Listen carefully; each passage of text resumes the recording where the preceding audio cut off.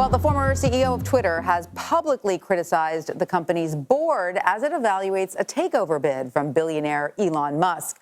On Sunday, Jack Dorsey responded to a Twitter user describing the, quote, plots and coups that played out in the early history of Twitter's board by saying, quote, it has consistently been the dysfunction of the company. Dorsey is still a member of the board, but plans to leave once his term expires in May. Musk tweeted Saturday the Twitter board, quote, collectively owns almost no shares, with Dorsey departing. He also said the board's economic interests do not align with those of shareholders. The Tesla and SpaceX CEO offered to buy Twitter for $43 billion last week. CBS News tech reporter Dan Patterson joins us now for more on this.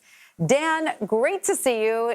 Get updated on what's going on with the Elon Musk Twitter board saga. We know that the board employed something that's known as a poison pill, right? Explain what that means and why that, at the very least, is, holding things off for a little bit. Yeah, good to see you too, Tanya. Another twist in this saga. So this poison pill, as described, is really just a dilution of stock, or a proposed dilution of stock. So the way it would work is the board would say if any one shareholder met a 15% threshold, then they would approve other shareholders to buy Twitter stock at a reduced price. This would effectively dilute Twitter stock, and it would reduce the amount that the person who was trying to hostilely take over the company owned. It would reduce their percentage of ownership. But do we know if there are any other serious suitors out there?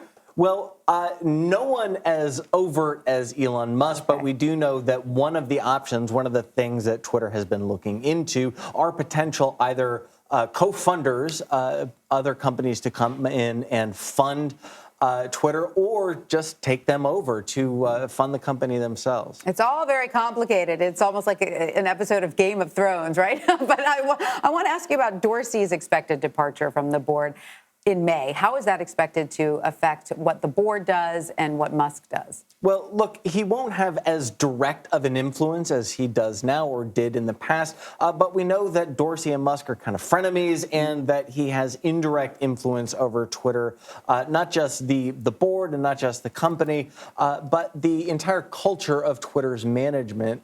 Dorsey plays a pretty big role. Right. Okay. So we know that Elon Musk has threatened to take his offer straight to the shareholders, right? Over the head of the board and go straight to the shareholders. Can he do that?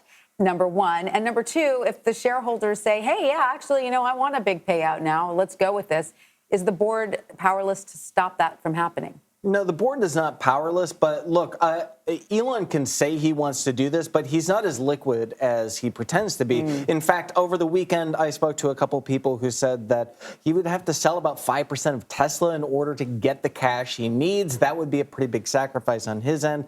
He could partner with some other capital firms to fund this, but it's not as direct as he makes it out to be. Twitter has a bunch of options. Look, they could negotiate with him. They could open their books and say, hey, let's find a better price. They could dilute it, like we talked about earlier, and they could simply find other funding partners and just change the finances. It's interesting, that point about him not being as liquid as he wants everybody to believe. So, of course, it sounds like a game of poker or something, right? Like, who's bluffing here, right? When's everyone going to show their cards? Well, that's definitely the game that Elon plays. Nothing he does is direct, and we should take everything he does and says, even this takeover or potential takeover of Twitter, with a grain of salt. Fascinating stuff, and I know we're going to keep checking in with you with each latest development. So thank you so much, Dan Patterson, for that. Good to see you.